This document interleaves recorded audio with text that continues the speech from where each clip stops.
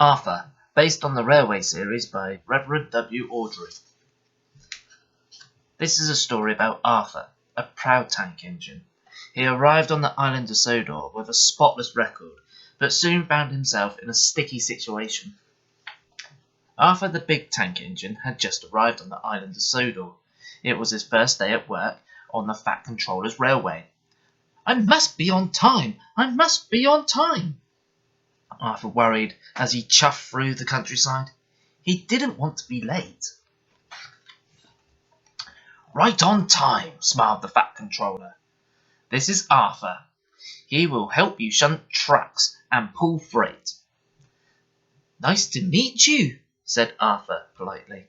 "And he's got a spotless record," the Fat Controller added. "What's a spotless record?" whispered Percy. "It means he's never done anything naughty," Thomas frowned. At Brendon Docks, the three engines were soon working together. Thomas and Percy knew they weren't supposed to bump the trucks, but it was such fun. "Join in, Arthur," laughed Thomas. "No, thank you," said Arthur quietly. He didn't want to spoil his spotless record. Arthur's first job was to push a line of trucks to the market. He coupled up behind the trucks, which were loaded with crates of fruit.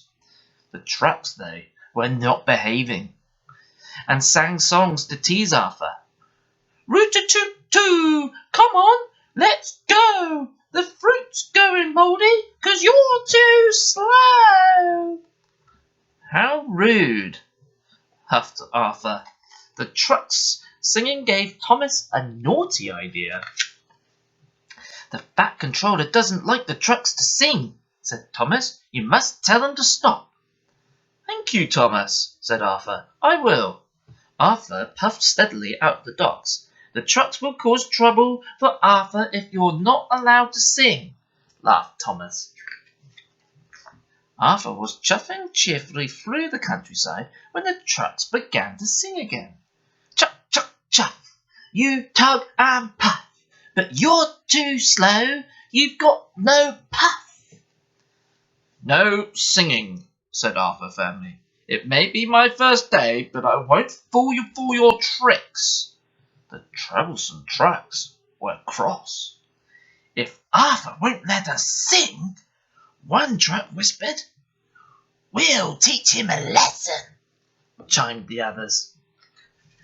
The troublesome trucks put on their brakes and made their wheels screech and squawk along the tracks.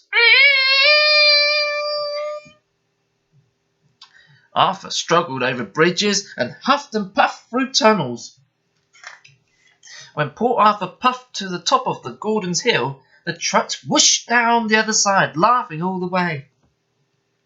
Suddenly, Arthur's driver spotted a red signal at the bottom of the hill. He put on the brakes. But Arthur couldn't stop in time.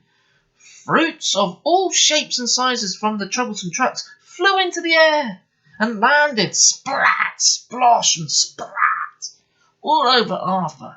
Arthur was terribly sad. It was his first day on the Fat Controller's railway, and his spotless record was ruined. Soon the Fat Controller arrived. "What has happened here?"